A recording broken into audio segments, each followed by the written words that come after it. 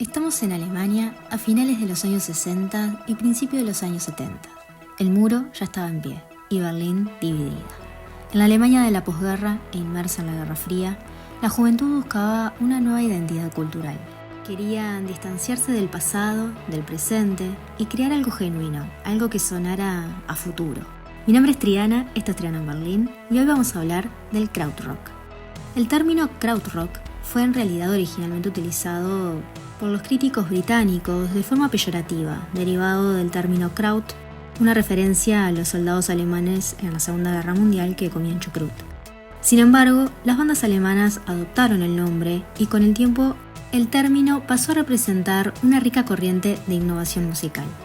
El krautrock no solo se definió por su deseo de experimentar, sino también por la necesidad de alejarse de las influencias anglosajonas y explorar nuevas posibilidades. Las bandas del género empezaron a romper con las estructuras clásicas de la música rock, incorporando elementos del jazz, la música concreta, que es grabar sonidos del mundo real para manipularlos electrónicamente, el minimalismo, la música electrónica temprana y las tradiciones europeas como la música clásica y el folclore. Este estilo no solo cambió la música en Europa, sino que también influyó en la escena global con su sonido vanguardista y experimental. Lo que comenzó como una respuesta alemana al rock psicodélico y progresivo de Inglaterra y Estados Unidos, rápidamente se convirtió en algo mucho más profundo, una manifestación artística que rechazaba las convenciones musicales tradicionales y creaba nuevas formas de expresión. Pero, ¿qué características tiene el krautrock? Los elementos claves son ritmos repetitivos e hipnóticos, más conocido como el motorrick.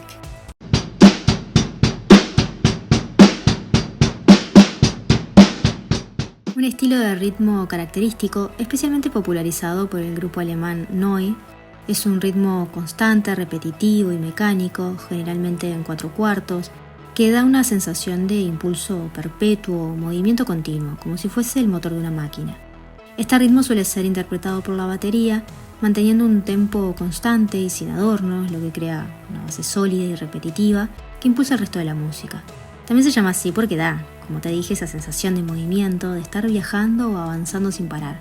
Y aunque puede parecer monótono, su simplicidad es justamente lo que permite que otros elementos de la música, como guitarras y sintetizadores, se desarrollen sobre él creando una atmósfera envolvente.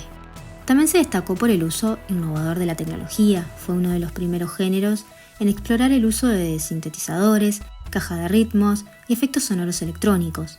La improvisación y experimentación. Muchas bandas optaron por largos segmentos improvisados que daban lugar a paisajes sonoros complejos y ricos. Por último, la influencia de la música experimental. Aunque inspirados por el rock, el krautrock también bebía de fuentes tan diversas como el jazz, el avant-garde y la música académica contemporánea. A lo largo de los años, varias bandas se destacaron por su contribución a este movimiento, y la más conocida por lejos es Kraftwerk. Fundada en Düsseldorf en 1970 por Ralf Hutter y Florian Schneider, Kraftwerk comenzó con un enfoque experimental en el rock y la música electrónica. Si bien en sus inicios compartían muchas características del krautrock, más tarde se convertirían en pioneros del synthpop y la música electrónica moderna. Aunque Kraftwerk es más conocida por su impacto en la música electrónica, en sus primeros discos como Autobahn de 1974 y Radioactivity del 75, todavía se podía escuchar un fuerte vínculo con el experimental krautrock. Kraftwerk fue una de las primeras bandas en utilizar exclusivamente sintetizadores y cajas de ritmo, lo que los convirtió en una influencia central en la música dance y techno. Te recomiendo escuchar, como te dije, Autobahn del 74 y Radioactivity del 75. Otra banda pionera de este sonido fue Can, y una de las más influyentes. Formada en Colonia en 1968, el grupo estaba compuesto por músicos con una sólida formación académica. Jackie Liebetzeit en batería, Michael Karoli en guitarra y Holger Tsukai en el bajo tenían una formación musical experimental y de jazz. En teclados estaba Irmin Schmidt, que había estudiado música clásica y vanguardista bajo la tutela de Karlheinz Stockhausen. Y ojito este nombre, que este señor es un gran influencer musical. Stockhausen fue un compositor alemán y una de las figuras más influyentes de la música contemporánea y experimental del siglo XX. Fue pionero en el uso de cintas magnéticas, generadores de sonido y sintetizadores en la composición musical. Su obra Gesang der Jünglinge de 1956 es una de las primeras piezas en combinar sonidos electrónicos con la voz humana y es un hito en la música electrónica. Adoptó y expandió el serialismo, un método de composición que organiza varios parámetros musicales como altura, duración, timbre y dinámica en series predeterminadas. Si querés escuchar un ejemplo de esto, te recomiendo Trauerspiel de 1951. Fue uno de los primeros compositores en utilizar el concepto de música espacial, donde el sonido es percibido en diferentes puntos del espacio, creando una experiencia auditiva inmersiva. Obras como Gruppen, creada entre el 55 y el 57, compuesta para 3 orquestas, utilizan esta idea para crear un diálogo espacial entre los músicos. También te recomiendo escuchar Hymnen de 1967, una colosal obra electrónica basada en himnos nacionales de todo el mundo. Para que veas además la genialidad de Stockhausen y su influencia, es parte de la portada del disco de Sgt. Pepper de los Beatles, además de ser una referencia musical de músicos como Björk, Frank Zappa y Thom Yorke. Pero sigamos con Can. Su enfoque musical combinaba rock, avant-garde, música experimental y técnicas minimalistas. Su álbum más reconocido fue Tago Mago de 1971 y es considerado una obra maestra del género por su naturaleza caótica pero estructurada y sus largos desarrollos instrumentales. Can jugó con el concepto del ritmo motorrick, que se convirtió en la característica clave del krautrock. Te recomiendo escuchar Alleluia de Tago Mago de 1971, Vitamin C de 1972 y Future Days del disco Future Days de 1973. En 1971, 2 ex miembros de Kraftwerk, Michael Rother y Klaus Dinger, fundan Neu! A diferencia de otras bandas de krautrock, Neu! Optaba por una estructura musical más minimalista y mecánica, donde destacaban los ritmos repetitivos motorrick de Dinger. Neu! Ayudó a consolidar la base rítmica del krautrock, un estilo que influyó en muchas bandas de post-punk y rock alternativo de décadas posteriores.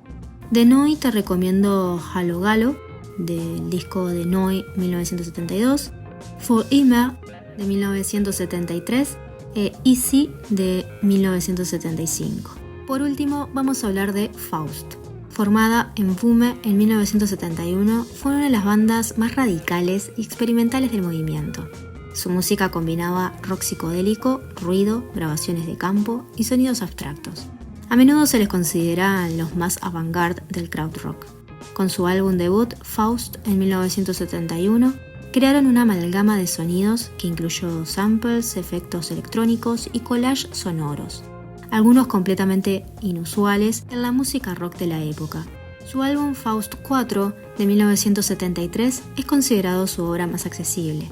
Para conocerlos más, escucha It's a Rainy Day Sunshine Girl de So Far de 1972, el tema Krautrock de Faust 4 de 1973 y Jennifer del mismo disco del 73. El krautrock no fue un éxito comercial inmediato, pero su impacto en la música moderna es innegable.